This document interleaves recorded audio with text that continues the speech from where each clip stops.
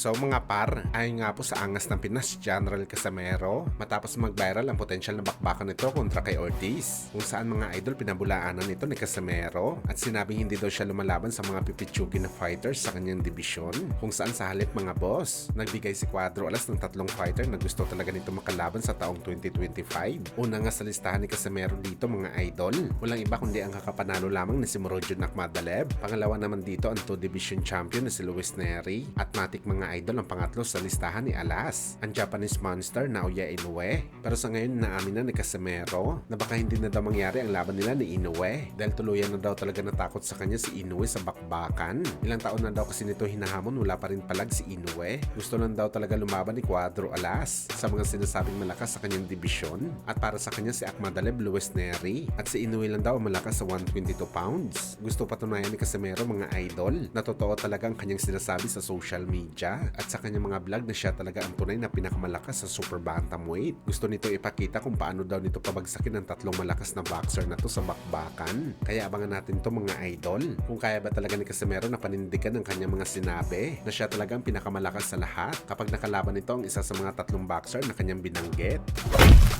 Samantala matapos nga po nag-aalangan ang IBF Welterweight Champion Jaron Ennis na labanan ng WBO Super Lightweight Champion Teofimo Lopez Jr. dahil priority daw nito mga idol ng isang unification fight sa 147 pounds, kung saan tila na inip yata ang kampo ni Teofimo sa kakahintay ng abiso ng kampo ni Jaron Ennis, at ginulat ngayon ang mundo ng boxing sports mga idol. Ayon lang naman kasi mga idol sa legit source natin, pina-finalize na daw ang bakbakan ni Teofimo Lopez Jr. kalaban ng dating IBF Super Lightweight Champion Sobrel Matias na posible gaganapin sa buwan ng Marso. Walang unang tingin natin mga idol sa sagupaan na to. Siguradong dudumugin ito ng mga live audience. Dalawa sa pinakamalakas sa 140 pounds. Talagang magbabasagan ng muka, at dito natin malalaman mga idol kung saan ba talaga banda ang tibay ni Teofimo Lopez Jr. bilang isang kampyon, dahil hindi basta-basta kalaban si Sobrel Matias. Kahit meron ito 2 talo sa kanyang kartada mga idol, meron itong 20 wins, 20 knockouts, kung saan ang isa nga sa pinatulog nito mga boss ay talagang binawian ng buhay.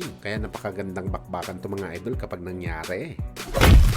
Sa kabilang banda naman mga idol, matapos nga po mag-viral kahapon si Vasily Lomachenko dahil kinumpirma ng WBC ang kanyang retirement sa boxing sports, marami naman mga idol ang binalikan ng sinabi ni Loma kay Manny Pacquiao nung napabalita ang kanilang potensyal na bakbakan, kung saan ayon kay Loma sobrang tanda na daw ni Pacquiao at ayaw na daw nito labanan ng Pinoy. Ayaw daw ni Loma na maging legend dahil sa kanya, na parang sinasabi lang nito mga idol na sureball na dudurugin lang nito si Pacman kapag nangyari ang kanilang laban dati. At ang nakakatawa dito mga idol, sinabi ni Loma ang ganitong bagay na hindi pa nilalabanan ni Pacman si Broner at Thurman, na sa oras na yun 40 anyos na talaga si Pacman. At pagkatapos wasakin ni Pacman si Broner at Thurman, biglang nawala ang usaping Pacquiao versus Loma, at tila tama talaga mga idol ang sinabi ni Loma na ayaw nito labanan si Pacman, dahil kung kumasa ito mga idol, malalamog lang talaga mukha ni Loma sa suntok ni Pacman, kagaya sa ginawa ng Pinoy legend sa mga batang boxer na sina Broner at Thurman na 147 pounder pa.